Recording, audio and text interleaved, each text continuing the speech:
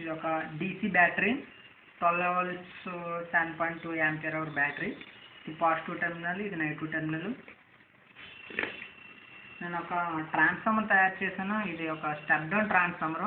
నేను దీనికోసం ఏం చేశానంటే ఒక మేక్ తీసుకున్నాను, ఒక నెయిల్ తీసుకొని దాని చుట్టూ ఫస్ట్ వైండింగ్ సన్నటి వైర్తో వైండింగ్ చుట్టి దానికి LED కనెక్ట్ చేస్తాను.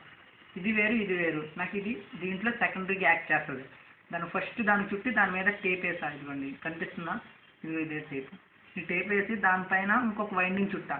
అంటే ఇక్కడ కోర్ అనేది మీడియంగా యాక్ట్ చేస్తుంది. మ్యాగ్నెటిక్ వేకి ఇది ఒక మీడియంగా యాక్ట్ చేస్తుంది.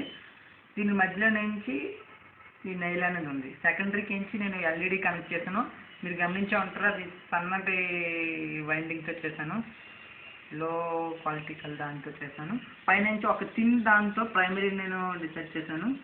మనకు తెలుసు ఒక ట్రాన్స్ఫార్మర్ DCలో వర్క్ కాదని, ఎందుకంటే DCలో ఫ్రీక్వెన్సీ ఉండదు కాబట్టి. ఒకవేళ DCలో ఫ్రీక్వెన్సీ ఉంటే అది ట్రాన్స్ఫార్మర్ DCలో కూడా వర్క్ అవ్వగలదని నేను దీని ద్వారా చూపించబోతున్నాను. దీన్ని ప్రాక్టికల్ ట్రాన్స్ఫార్మర్ కన్నా మామూలు ట్రాన్స్ఫార్మర్తో చూపించడానికి నేను ప్రయత్నిస్తున్నాను. ఇది మామూలుగా తయారు చేశాను, ఓన్గా తయారు చేసిన ట్రాన్స్ఫార్మర్. ఇది battery, positive terminal and negative terminal. నేను ప్రైమరీకి DC కనెక్ట్ చేస్తున్నాను. ఇప్పుడు నేను ఈ ప్రైమరీని DC కనెక్ట్ చేస్తున్నాను. మనకు తెలుసు DCలో ఫ్రీక్వెన్సీ ఉంటే ఇది వర్క్ అవుతుందని, దానికోసం నేను ఇలా చూపించబోతున్నాను.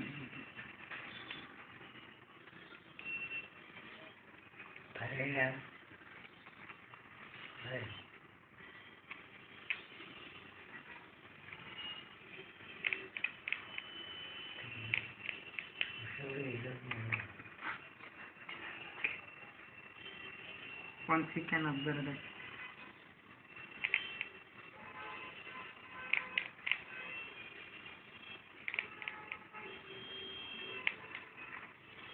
That's it. Stop.